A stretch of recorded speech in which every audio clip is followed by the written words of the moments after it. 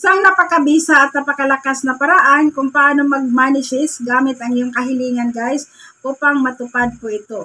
So sa araw po ito, perfect po na gumawa tayo ng ating kahilingan kasi po ngayon po ay 11-11. Ito po yung magic number at isa sa number na pinaka-favorito ko po kasi marami na po akong nagawang wishes gamit ang number na ito at nagkaroon naman po ng kasagutan. Kaya guys, kung interesado po kayo na gumawa ng yung wishes for today, ayan, gawin po ninyo ito bago kayo matulog sa gabi. Pwede pa rin ninyong ihabol yan. At guys, sana po guys, hindi po ninyo i-skip ang video nito at panoorin po ninyo hanggang sa dulo po.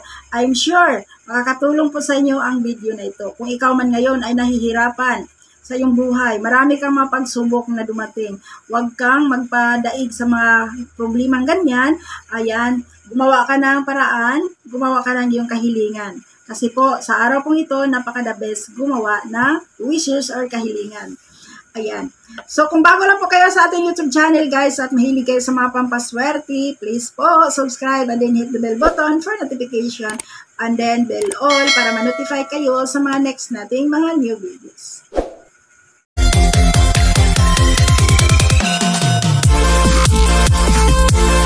Po guys, gagamitin po natin ang araw na ito, gagawa tayo ng ating kahilingan. So, pwede kang humiling dito guys tungkol sa iyong negosyo na lumago ito, mag-success ka sa iyong buhay. Pwede mong gawin ang general na kahilingan ninyo po pero gamit ang isang sentence lamang.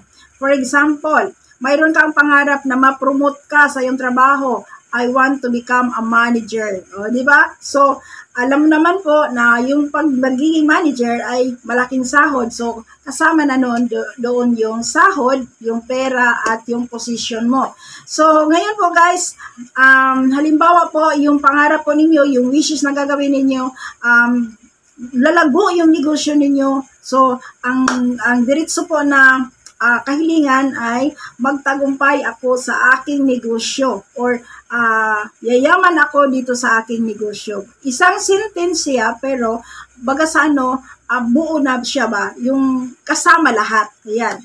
So because ngayon ay araw po ng November 11 at ang buwan po ng November ay pang 11 po na buwan mula January. So, napakaganda gumawa ng wishes nitong araw na ito. Ulitin ko po, gawin po ito bago matulog sa gabi.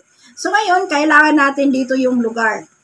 Sa lugar naman po, kailangan mo yung tahimik, yung hindi po kayo magkaroon ng distraction, no? Napaka-importante dito yung focus mo dito. Kasi guys, pag gumawa ka ng iyong wishes, kailangan po yung isip mo at yung puso mo naniniwala ka na talagang yung gawin mong kahilingan ay iyo pong makamit.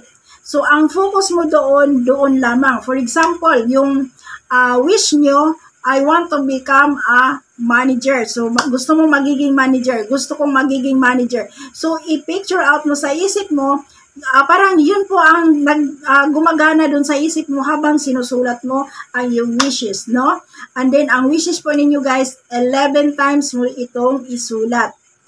11 times and then sa loob po ng 11 days. Again, kung nag-start ka ngayon, gumawa ka nito ngayong araw na ito. So, 11 days successive po. Kung ginawa mo siya mamaya bago matulog sa gabi, so, sunod-sunod po bago matulog ka sa gabi, yun po ang i-continue mong gawin.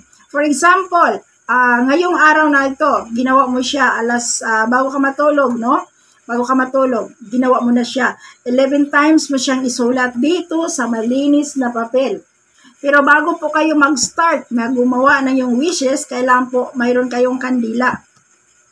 So, kailangan mo dito yung puti na kandila po kasi ang white candle ay pang general po. So, pangkalahatan po ito. So, magsindi ka ng kandila. Bago ka magsindi na yung kandila, mag-wish ka pa rin. Magbigay ito ng liwanag sa aking kahilingan, sa aking mga pangarap. Din sindihan mo na ang kandila. And then, ilagay mo siya dyan sa harapan. And then, ngayon po, kailangan bago ka mag-umpisa or bago ka umupo, kumplito po yung gamit mo, hindi ka natatayo. Baga sa kumplituhin mo muna yung gamit mo bago sindihan yung kandila. So, kailangan mayroon ka ng ballpen. Sa ballpen, pwede kang gumamit ng green or pula. Huwag po yung itim na kulay. Okay? naintindihan po, wag yung itim na kulay. Okay po? So ngayon, nakaready na po yung notebook mo. Yung notebook mo naman, kailangan yung notebook mo na malinis. Wala pong nakasulat na iba. Yung notebook mo na yan, para lang talaga yan sa iyong wishes. So, pwede din guys, bumili kayo ng mumurahin na notebook dyan sa mga tindahan kung saan po kayo ngayon. Ayan, kahit yung pinakamura lamang. Or kung mayroon po kayong notebook dyan na medyo malinis pa pero hindi na siya nagamit, ayan, pwedeng doon mo isulat ang iyong kahilingan. So, ngayon po guys, bago kayo mag-umpisa, kailangan po ang i-exercise mo muna yung sarili mo. Mag-inhale exhale muna kayo. Inhale exhale ka ng 7 times. Inhale exhale. Kasi po guys, yung pag-inhale exhale mo, nare-release mo po yung kung mayroong mabigat sa puso, kung mayroon kang iniisip na iba, marirelease lahat yan. So baga sana magiging malinis po yung iyong isip at saka iyong puso. Habang ginagawa mo ang iyong wishes. Kailangan na malinis siya guys para sa ganung paraan makapag-manifest ka ng maayos. So ngayon, mag-start ka ng sumulat. Kung ang iyong kahilingan, gusto mong magiging manager ka sa trabaho mo. Gusto kang mag-promote to become a manager. So ang isulat mo, I want to become a manager. Then 11 times mo siyang isulat sa malinis na sinulatan mong notebook. And then, pagkatapos mong nasulat yan ng 11 times, ang gagawin ninyo po guys, ipikit mo yung mata mo. And then, hawakan mo po ang iyong wishes or ang iyong kahilingan. Pag ganyan po, habang nakaharap sa kandila. And then, mag-wish ka ng time-time para sa katuparan ng aking kahilingan. I claim it, I claim it, I claim it. I want to become a manager. Ganyan ha, ganyan. Pagkatapos guys, natapos mo na. So, itakip po ito guys. And then, pagka next night or sa susunod na gabi, continue mong isulat dito ang 11 times na naman. Kung ano yung isinulat niyo sa unang gabi, yun din ang isulat niyo sa second night and then 11 times pa din. No?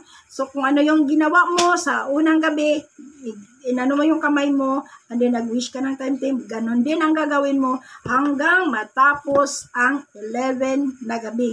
So, itong paraan na ito guys, isa ito sa pinaka-effective na manifestation na pwede po ninyong i-apply sa iyong sarili. Kung ikaw man ngayon ay nangangarap na mabago ang iyong buhay, itry mo lamang ang paraan na ito guys. Kailangan lamang positive ka na yung wishes mo, yung kahilingan mo ay talagang ipagkaloob po sa inyo.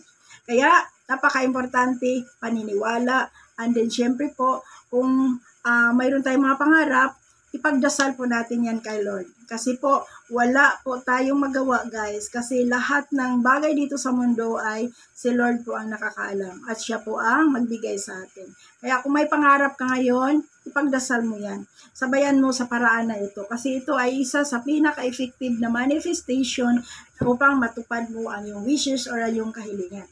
At sana po guys, nakakatulong po sa inyo ang topic na ito. Again, gawin po ito ngayong November 11 bago matulog sa gabi. At kung sa tingin po ninyo, ito po helpful po and then matulungan kayo, huwag kalimutan i-like and then i-share din ang video nito sa inyong kaibigan. Pamilya po ninyo guys, ituro po ninyo ito kasi minsan lang dumaan yung 11-11 po. No? Yung November 11 and then 11 din siya na araw. And then guys, huwag kalimutan, subscribe and then hit the bell button for notification para sa next nating mga videos, mas una kang ma-notify. And then guys, sa mga interested po sa ating online business, ayan, maglagay po ako ng Facebook link sa ating description. I-message niyo ako direct sa ating messenger. Ayan, maraming salamat guys. Lagi po kayo mag-ingat. Bye-bye everyone. Bye!